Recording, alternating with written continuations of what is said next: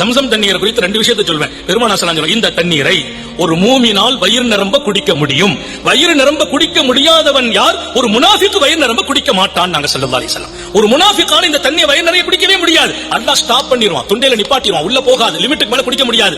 நான் குடிக்கிற போது நியத் வைக்கணும், யா அல்லாஹ் நான் ஒரு மூமின் என்ன நியத்தை ஆழமா வச்சு குடிங்க, நிரம்ப குடிக்கலாம். குடிச்ச பின்னால இந்த தண்ணிக்குள்ள பரக்கத்துக்கு நாங்க மாஉ ஸம்ஸம் லிமா நவா, என்ன நோக்கம் வைத்து நீ குடிப்பாயோ அந்த நோக்கம் கிடைச்சிரும். யா அல்லாஹ் ஒரு பெரியார் நியத் வச்சாங்க, ரப்பே நான் ஒரு கிதாப் எழுதணும், இந்த கிதாப் உம்மத்துக்கு பயனளிக்கணும், எனக்கு தகுதி இல்ல குடிக்கிறேன், நீ குடுனாங்க. அந்த ஸம்ஸம குடிச்சிட்டு கிதாபை எழுதினாங்க, எழுதி முடிச்சாங்க, உம்மத்து லட்சோப மக்கள் பயன் பெற்றாங்க. ஒரு கிதாபு எழுதுறதுக்கு கூட ஸம்ஸம் நீரை குடித்து நியத் வச்சு எழுதுன்னு அவங்க அந்த முகத்திமால எழுதி வச்சிருக்காங்க முன்னுரையில. நீங்க நியத் வைங்க, ஸம்ஸம குடிக்கிறேன், ஹயாத்து பூரா நோய் இல்லாமல் வாழச் செய்வாயாக. ஆமீன் சொல்லுங்க. ஹயாத்து பூரா நோய் இல்லாமல் வாழச் செய்வாயாக, ஆஸ்பத்திரி வாழ்க்கையிலிருந்து பாதுகாப்பாயாக, ஹயாத்து பூரா என் உள்ளத்திலும் உடலிலும் உன் சிந்தனைக்கு மாற்றமான சிந்தனை பிறக்காமல் வாழச் செய்வாயாக.